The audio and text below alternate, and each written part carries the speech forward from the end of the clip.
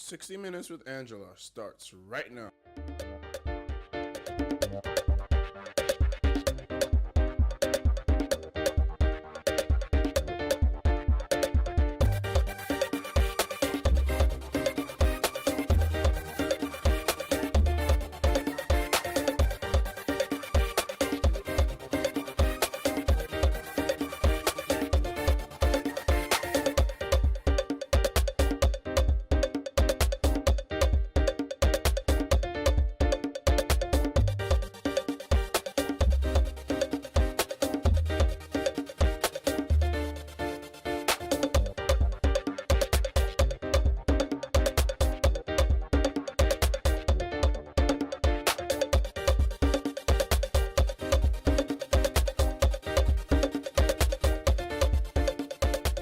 On the 19th day of February 2018, 110 girls were abducted from their secondary school in Yobe State in the northeast geopolitical zone of Nigeria. The secondary school in the town of Dapchi. That secondary school is situated in the town of Dapchi. And then about a month later, on the 21st day of March 2018, 104 girls were released from that kidnap. 5 had reportedly died in captivity, but 1 girl remained to be released. As Nigeria's federal government says that it will not relent in its efforts to get that 1 girl released from abduction by Boko Haram, reports say that refusal to release her was because she wouldn't renounce her Christian faith and adopt Islam. What then does the Islamic religion say about forced conversions?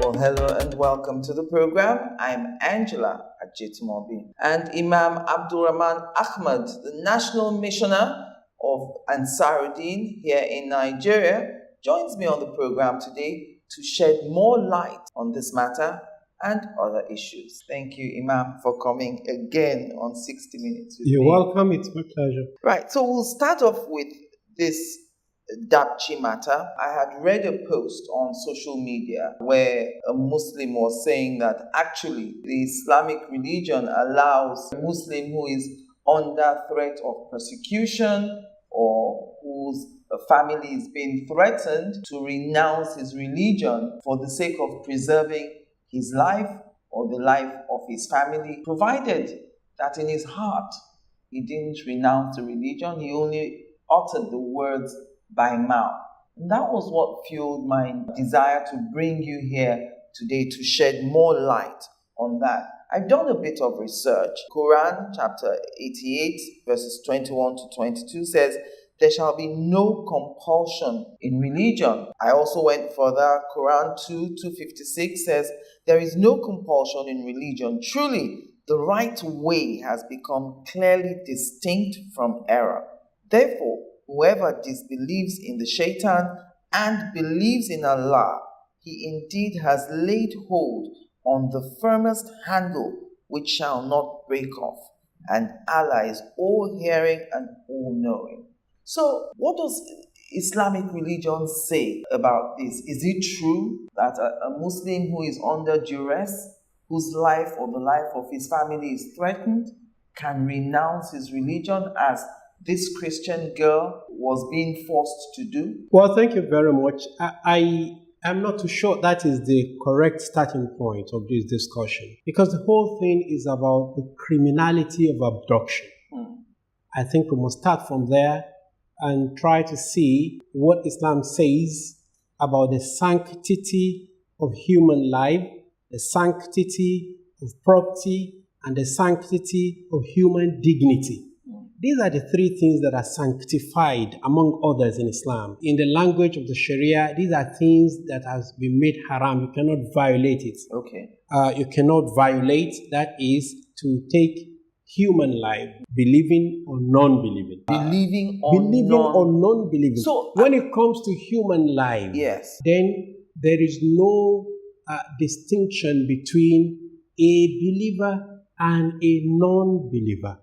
It is what the Quran has stated: whoever takes one life unjustly is like a person who has committed genocide. So are we all guilty of assuming that Boko Haram's interpretation of Islam, or for that matter, any terrorist interpretation, is wrong? Because people tend to believe that when these abductions occur, they are sanctioned by the Islamic religion. Well, as much as we can argue or we can claim, or some people can claim ignorantly, albeit, that KKK is Christianity, or the Lord's Resistance Army in Uganda is Christianity, and that whatever they are doing is sanctioned by the scriptures. Right. We do know, to be honest, that they could pretend to be Christians, but the scripture does not sanction what they are doing. We all know that, if we want to be honest. Even as Muslims, we do that. We do know that. So it is absurd, and it is illogical, and it is malicious to take Boko Haram as a representation of Islam. And because every religion, every ideology has deviants, extremists. And if there is anything that this religion of Islam is against, is extremism. You are not allowed to go to extreme even in your private worship. The Prophet ﷺ said, do not go to extremism in your private worship.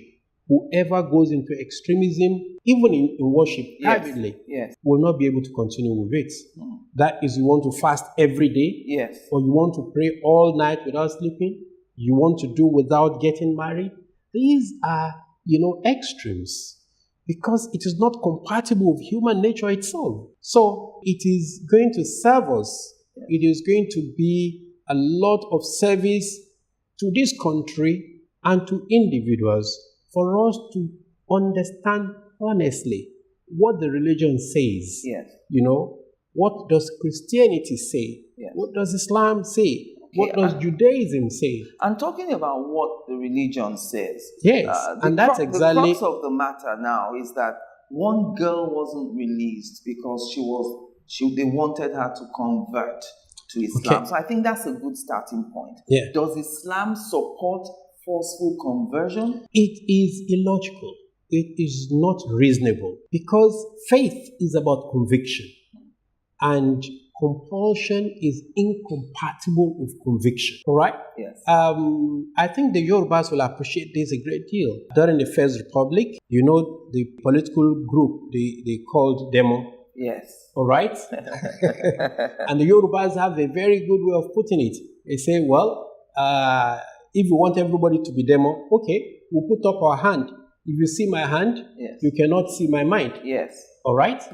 Now, that was the Yoruba approach to it. You can't force anybody to believe. You can't force anybody to surrender to God. It's not possible. It has never been possible. And because this is not natural, Islam abhors and discourages it, abhors it, negates it totally, because whatever you do as service to your Creator is between you and Him, and He is more interested in your motivation. What is it that is motivating you? Are you compelled to do it? If you are compelled to do it, then you have no reward. Are you doing it because you want to impress other people? If you're doing it to impress other people, then you don't have a reward. You must intend to please Him. You must do it out of love for Him and to attain His pleasure. So force, compulsion does not come into this. That is why the two verses that you have quoted earlier from your research is pertinent. And this is the position of Islam. You cannot compel anybody to accept Islam because it is unnatural, because it is impossible, because it is not reasonable. This is not just about mechanical observance. It is about, a deep communication with the Creator. You commune with your Creator. And unless you're down with it, you cannot do it. Anyone listening to us having this conversation now will say, If Imam knows this, why do the members of Boko Haram who profess to be Muslim think that it is right to try and convert somebody forcefully to Islam? Well, like I've established, without being apologetic, every religion, even ideological groups have extremists and deviants, all right? Ultra-rightists, the extreme rights. Yes. There are the ultra-leftists. They are the extremists of that ideology. We do have them. In fact, there are, nationalists everywhere who are extremists with their nationalism, even without religion. Yes. So we have all of these because anybody can interpret anything the way he or she likes or the way they like. Yes. If we look at religions in general, we've had groups. You remember Jim Jones in Guyana. Mm-hmm. He has his own unique interpretation of Christianity and why people must commit mass suicide in order to attain the kingdom of God. Mm-hmm. This was his own interpretation. Does this represent Christianity? No. You did not know they used to read the Bible. We have other groups, end time groups everywhere, who pretend to preach the gospel and impart the teachings of the gospel, but that those who are versed and grounded in the gospel will never accept. They will say it is a wayward interpretation. And as human beings, some of us are justly balanced, some of us are extremists to the left and to the right. Yes. There are people who do not even believe in God at all. So you have them, and there is nothing you can do about them. But then it is mischievous. We should not, because this involves human life, and all human lives are the same. Every human life counts and is sacred. It cannot be taken except with due judicial process. So we cannot here begin to say, Boko Haram are killing Muslims. And we're using that as justification for Boko Haram or any other group for that matter to kill Christians.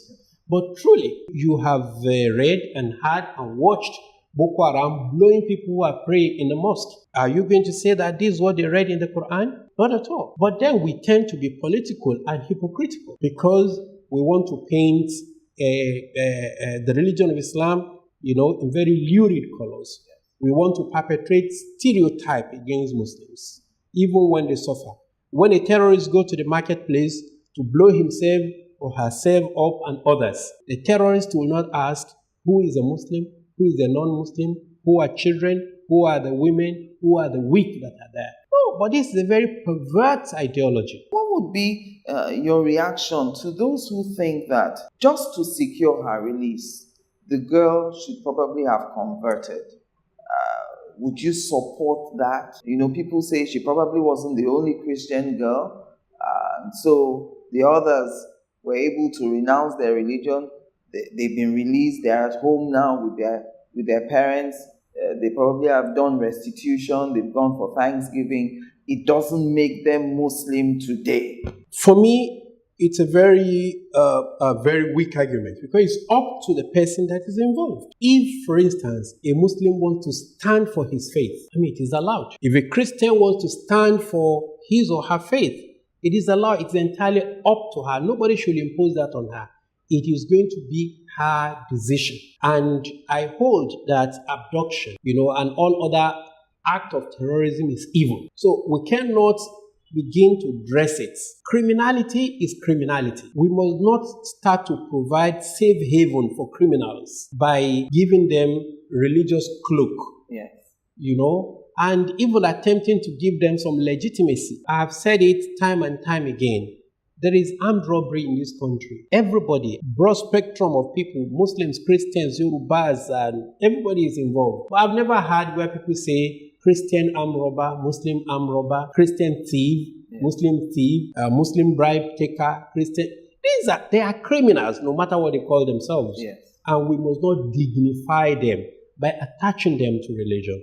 They are pure criminals, and they must be accepted as such, and they must be treated as such. Join us again after the break.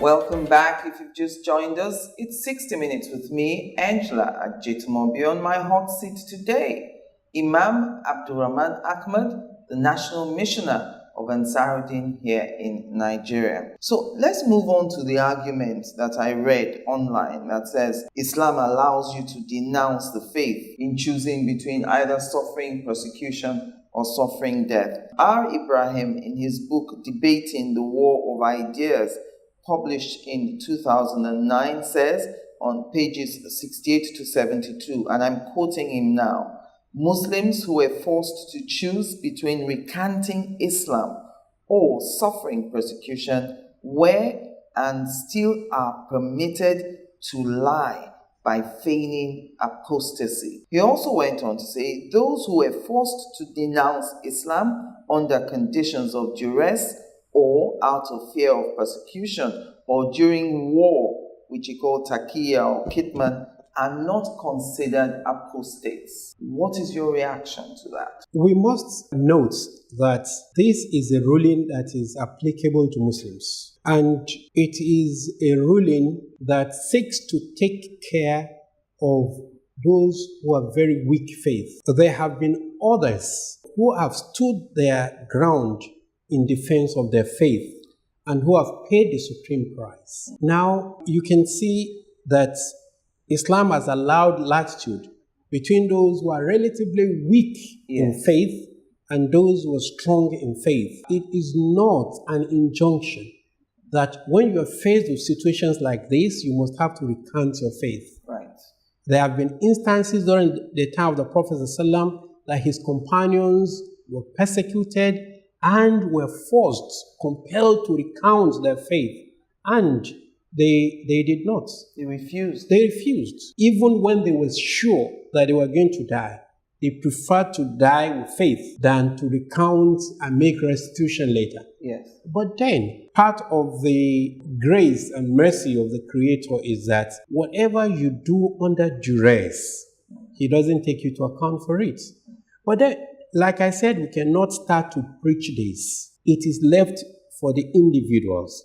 We cannot condemn whoever wants to stand up for his or her conviction because it is entirely his or her choice. They hold a gun to one's head and say, recant. There are people whose faith are so strong that they will never recant. They will prefer to die. And then, if they so die, they have not committed suicide. But if they recant, they are not considered to have apostatized because, they can make restitution, they can reaffirm their faith for as long as they have not, really recanted in their hearts.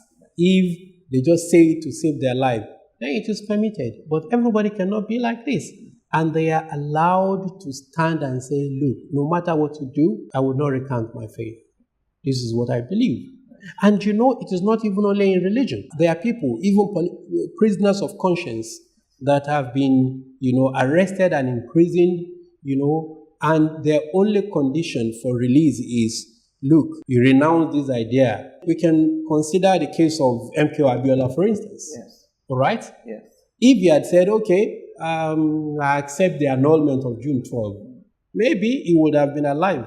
Maybe he would have been dead. But then he said, look, I will never give up the mandate. I stand on this mandate. I stand on this mandate. His running mate, of course, went the other way. Yes. No, but that's still all right. Yes. And that's why some people refer to him as the martyr of democracy. He didn't do this as a Muslim. He did this because he believed in the cause that he was fighting for. And he paid the supreme price at the end of the day. Yes. So it is not only in terms of religion. I just want to give you another instance. There's another case recently, still pending, the case of the young lady that was denied call to bar. Yes. Because she refused to remove her hijab. I mean, it's a matter of conviction. People have argued the same way that what does it take? It doesn't make her any less a Muslim. She should just, for that 5 minutes or 10 minutes or 15 minutes or 1 hour, have done it. Just have done it. The hypocrisy is that now many people are praising the fact that the girl that's in captivity of Boko Haram, yes, is standing up to them and preserving her faith. They say she's good. She's even without a dime yet. She's a martyr and so on because she has not compromised her faith. But then that's why I rejected the call that no, she can compromise, and later, well, she has a choice not to compromise, and of course, they don't have a right to force anything on her. Just the same way that they don't have a right to force a woman to remove her dressing because she wants to become a lawyer. It is only happening in this country. It's not even happening in England. These are the people who brought the legal practice to us. The wig and the gown. Yes, it is not happening there because people are allowed to dress according to their religious conviction.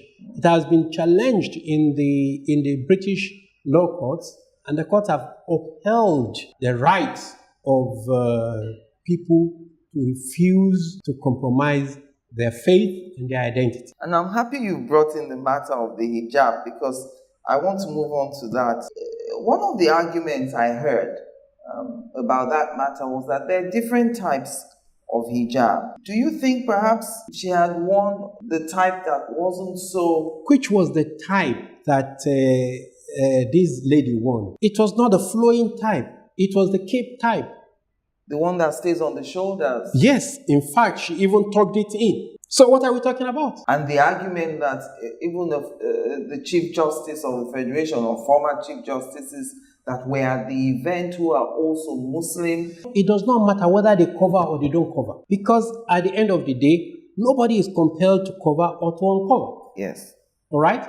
I'm an imam. I'm sitting with you. I did not make it a condition for you that I cannot be on your show unless you cover. Of course, you would rather say, okay, stay. I don't even want you on my show.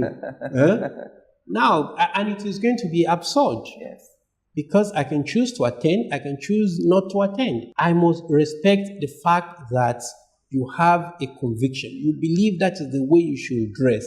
For as long as it is not too outrageous for me, yes. If it is still tolerable, okay, I can force you to. So nobody must be forced. It's still within the limit of what is acceptable. The hypocrisy is that people can afford to go naked on our campuses, and that is not anything. It is freedom, all right? But there are no limits to freedom.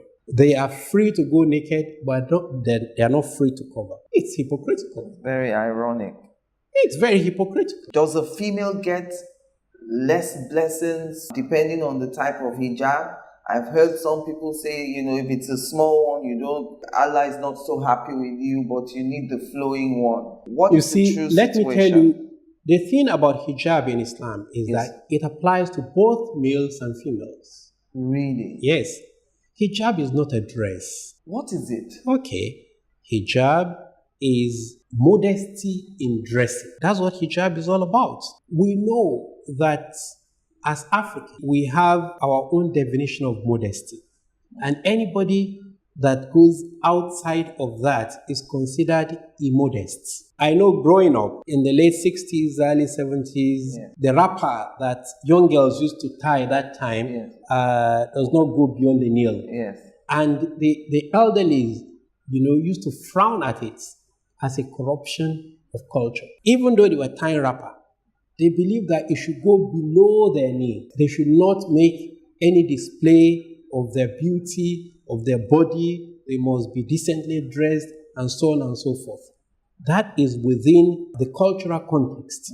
But within the religious context, hijab means that whatever is defined as the nakedness of either the male or the female must be covered. That's the first principle. Nakedness must be covered. The materials used in covering the nakedness must be thick enough. It must not be see-through. So you can't see the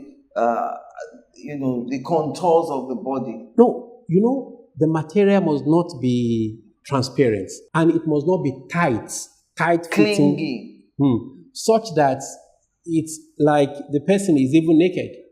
You see all the contours, all the potholes. It is the third rule of hijab. And it must not be dress of ostentation. These are the 4 conditions. And these 4 conditions apply equally to a male as it applies to a female. Okay, so when we go to Dubai and we see the men in these long flowing white gowns, that is the principle behind them wearing it. Yeah. But you see, Islam is so flexible. I don't usually wear the flowing gown. This is what I wear. Yeah. And it is all right. Others may not wear what I'm wearing. They may wear kaftan and it is all right. Even to wear shirt and trouser is all right. There is nothing wrong with it. It covers my nakedness. It's modest. There is nothing ostentatious about it. I don't have to put on, agbada or put on kaftan. If I put on my shirt and trouser and it's not clingy, it's not transparent, it's not there. Even as a man, if I put something that is clingy, that is transparent, or something that is torn in the name of fashion, jeans. Yes, that's not appropriate. It doesn't fulfill the rule of hijab. Hijab merely means covering. So, is there a difference between hijab and burqa? By the way, burqa is not an Arabic word. It's something from Urdu. Urdu, that's the language spoken in Pakistan. Yes. Yeah. Now, there are various types. The burqa is the overflowing robe. The long flowing one. The long, which is, of course, equally all right for those who want to wear it. They have a right to it. But the other that is just the khimar. Yes. That's the cape that people wear. It's also, acceptable. If you go to the Middle East or the Arab world, if you see a Christian lady and a Muslim lady, the only difference between, both of them is that the Christian lady will put on a cross, but they are dressed exactly the same way.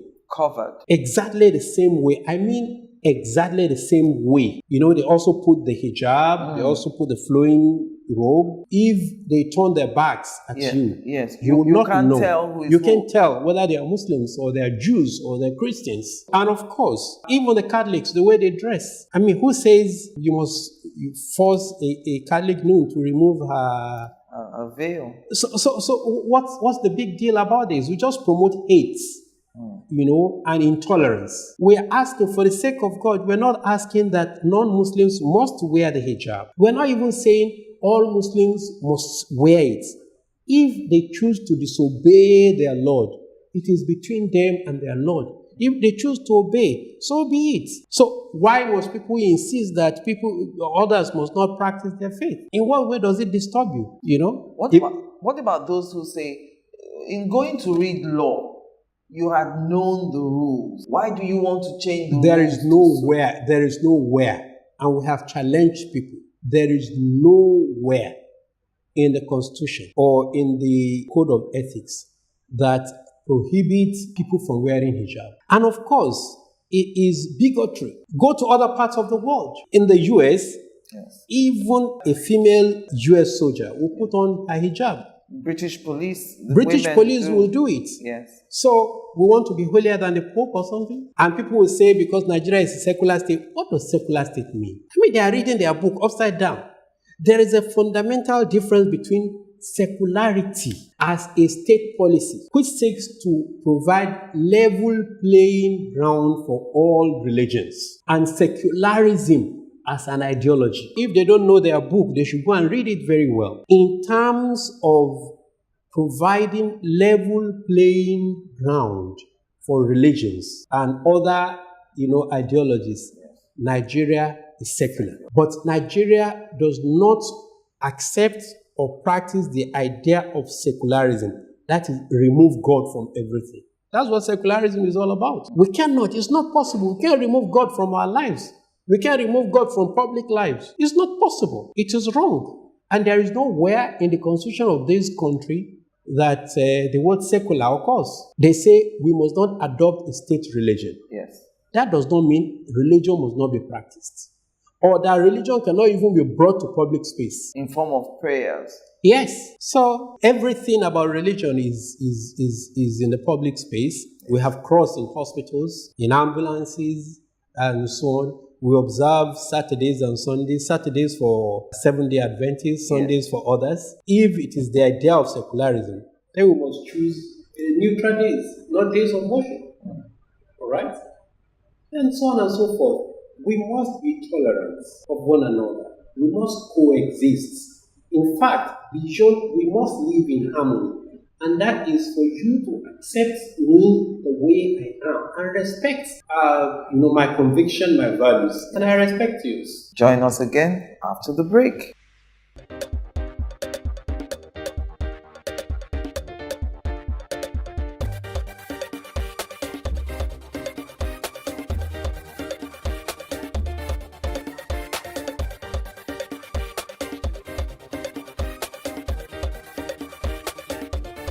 Welcome back. My concluding moments now with Imam Abdulrahman Ahmad. So on Tuesday, May 24, 2016, His Royal Highness Muhammad Sanusi II, the Emir of Kano, was addressing the Conference of Northern Muslim Religious Leaders Forum on primary health care in Kano. He was speaking on pegging, the marriage age, and assault, the matter of retaliation by girls. The first thing he said that caught my attention was that Nigerian Muslims are ardent followers of the Maliki school of thought, like Morocco, Malaysia, and Egypt. So what is Maliki? Imam Malik was a scholar of the third or fourth generation. His name was Imam Malik bin Anas. He was a very highly knowledgeable scholar. People became followers of the school of thought of Imam Malik because over time people used to flock to him to ask questions concerning the religion and its practice. And the answers to most of these questions were codified. Then it became a school of thoughts. And he was not the only one.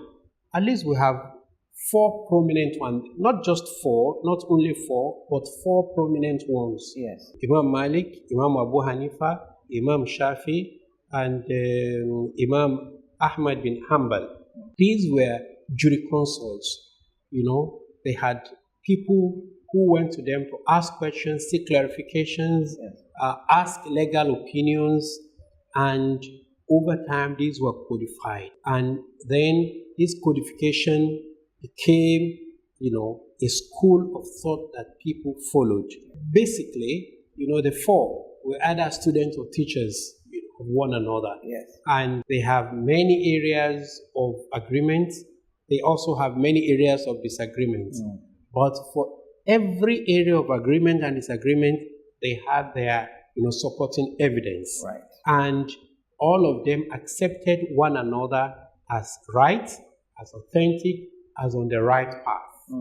But in West Africa and most part of North America, we follow the Maliki school of thoughts. That's what Maliki is all about. So I want to give you a quote from what the Emir was saying on that day. He said, "I believe the time is ripe to take a stand on this age-long practice of early marriage, and coincidentally, Morocco, Malaysia, and Egypt had since pegged marriage age to 17, 19, and 18 years respectively." He also went on to say, "The era when people gave out their daughters in marriage at early ages and asked the husbands to wait till they were ripe was nothing but a deception.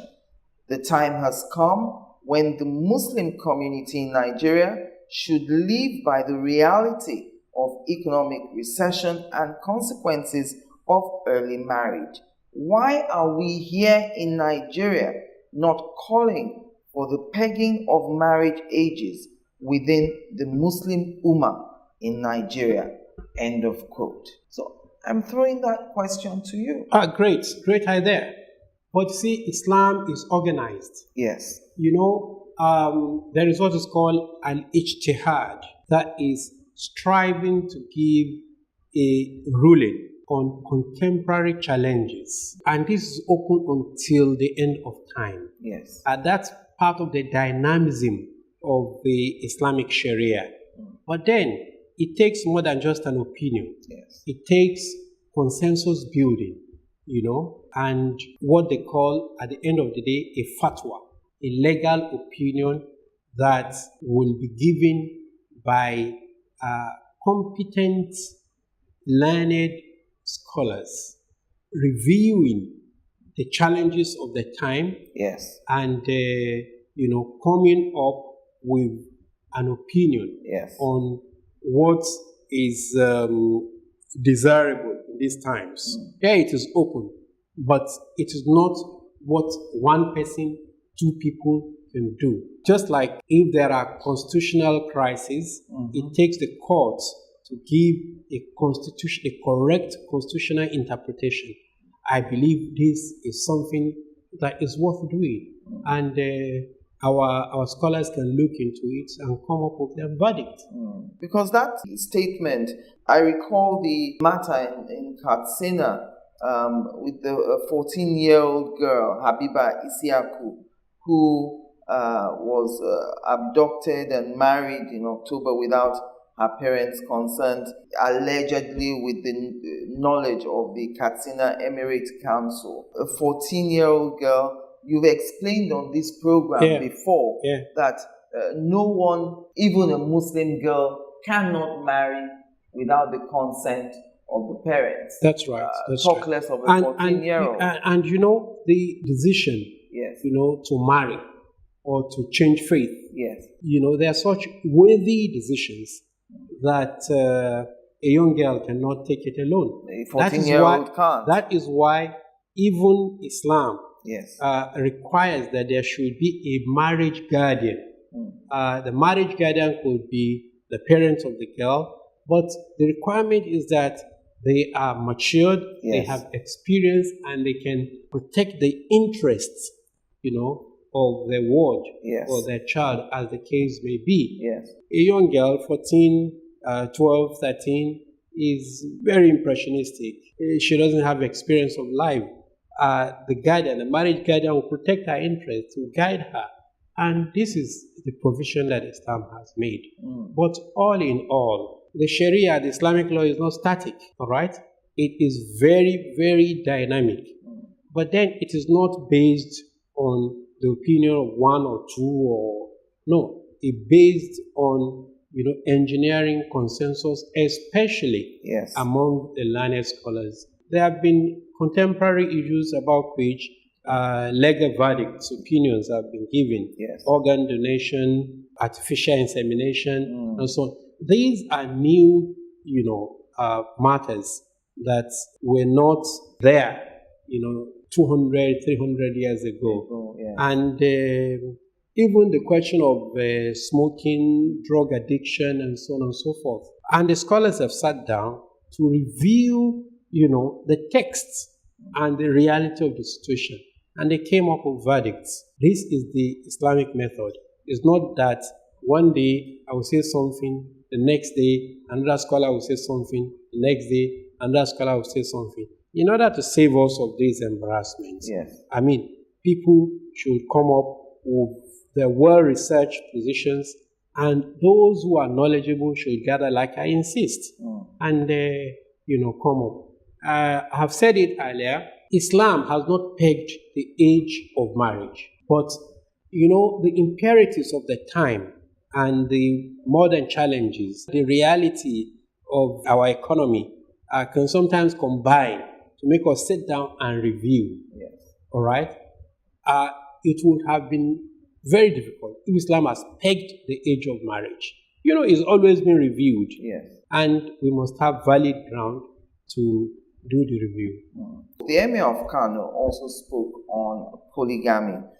He said in the past, rich and the poor married 4 wives and bore between 30 and 40 children.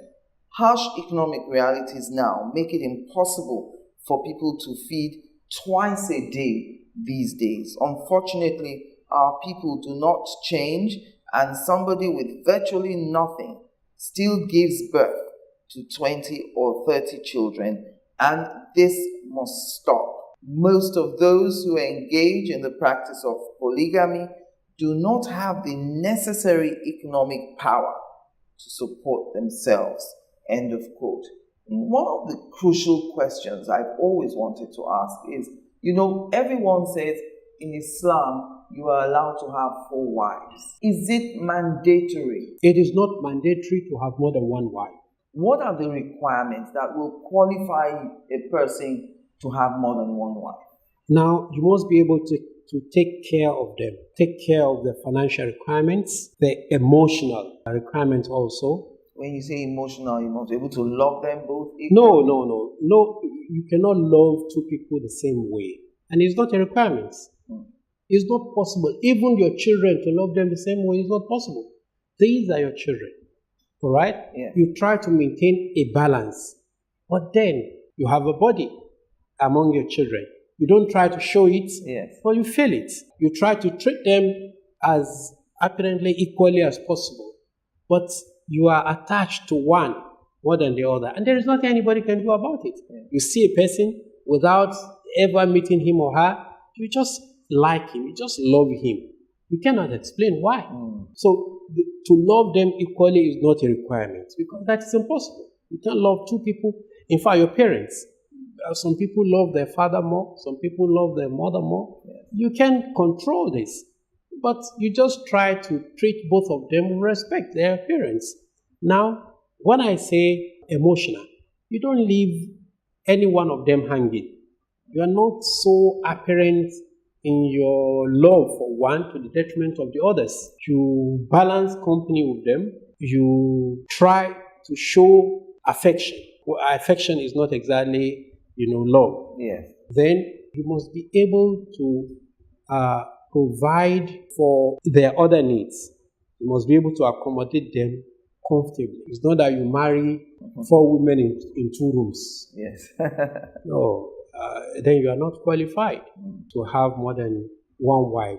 In fact, even marriage itself is conditioned upon your ability, even to one, not to talk of to 2 or to 3 or 2. So it is not an injunction, it's only a permission. And it is not in the interest of the man. No, I'm telling you, it is not. It is not to satisfy the man. It is to satisfy the woman. Marrying more than one. Oh, yes. How? How? Yes, I'll tell you. Even one woman is more than enough. One woman is more than enough stress. Is more than enough trouble. So to willingly accept to take on more stress and more trouble. And I'm sure you are using the word trouble reservedly. Yes. I have a lot of respect for women. Yes. I'm not saying they are bundles of trouble. Yeah. I'm just saying that it is natural. Just like women to me say, men are too troublesome. It's the same way. Yes. And of course, even if you are an angel, you cannot satisfy a woman because you are always on your toe. Even if you satisfy her, what of the in-laws? 1 set of in-laws is more than enough. To have 2 sets, 3 sets, 4 sets. But the thing is, unless you provide an environment for women to flourish, the home will always be under constant onslaughts. This is the reality. Okay, in the West, for example, in Britain, you can have up to 6 women for as long as you are not forcing them. Yes. Or you cannot marry more than one.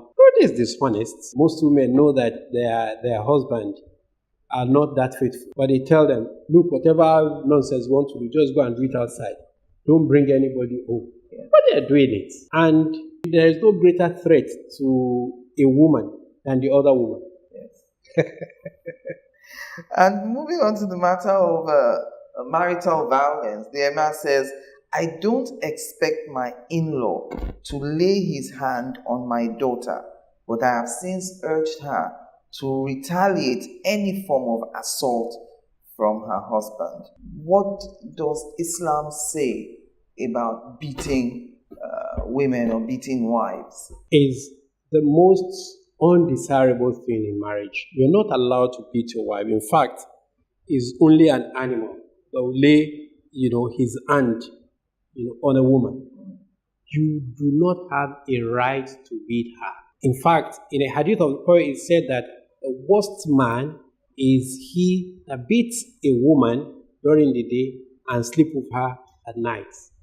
Even animals don't do this. But the Sharia does not say the woman should retaliate, because two wrongs will never make a right. What the Sharia says is that the woman should seek redress, legal redress. And if it is proved that she's been physically assaulted, it could range from fine to terms of imprisonment. Really? Oh, yes. And finally, I want to read to you an Instagram post from the Emir. This is one of the questions I've been trying to ask you for the last 2 years. On October 13, 2016, the Emir said, "I am a Muslim and I love Jesus, peace be upon him. Many people are unaware of the fact that one cannot be a Muslim without loving Jesus, known in Arabic as alayhi salam." Is this allowed? I mean, I always thought that any Muslim who as much as uttered the word Jesus Christ or Christianity or, all those sorts of words will be declared an infidel. What is the true situation? The truth is what the Emir has said, and I will add that, for emphasis, it is impossible for anyone to be a Muslim without truly loving Jesus and accepting him as a messenger of God, not as the Son of God, not as God. That's right? The difference between That's the difference. Islam and Christianity. And if you look into the Quran, you have a more detailed account of the life of Jesus and the life of Mary. In fact, in the Quran, there's a whole chapter that was revealed on Mary. It is called Surah to Maryam. And it is Mary, the mother of Jesus. A whole chapter was revealed in the Quran. The Quran cleared her of the allegations the Jew leveled against her of having committed adultery. Yes. All right? The Quran cleared her. The Quran cleared Jesus, who was labeled an illegitimate child by the Jews. It is in the Quran. And the Quran has commanded and enjoined upon all Muslims to love Jesus and to defend his honor wherever. The only difference is that we do not accept that Jesus is the Son of God. We do not accept that Jesus is God. We do not accept the concept of original sin and vicarious atonement. Other than all these differences, we accept Jesus Christ and we respect him the way we respect our prophet. That is why when Jesus is mentioned, Jesus is Isa. When he's mentioned, we say, "May the peace and blessings of Allah be upon him." And any Muslim who refuses to send peace and blessings upon Jesus is not a Muslim. When you say original sin, what do you mean by that? Now that Adam, committed a sin while he was in paradise, and we are held vicariously liable, and that Jesus will have to die to atone for that original sin. That we do not accept. We believe that every human being was born free. Without any burden of sin. No burden of sin. Where you end is determined by how you live your life. This is the belief of Islam. So we're all born with a clean slate. No sin.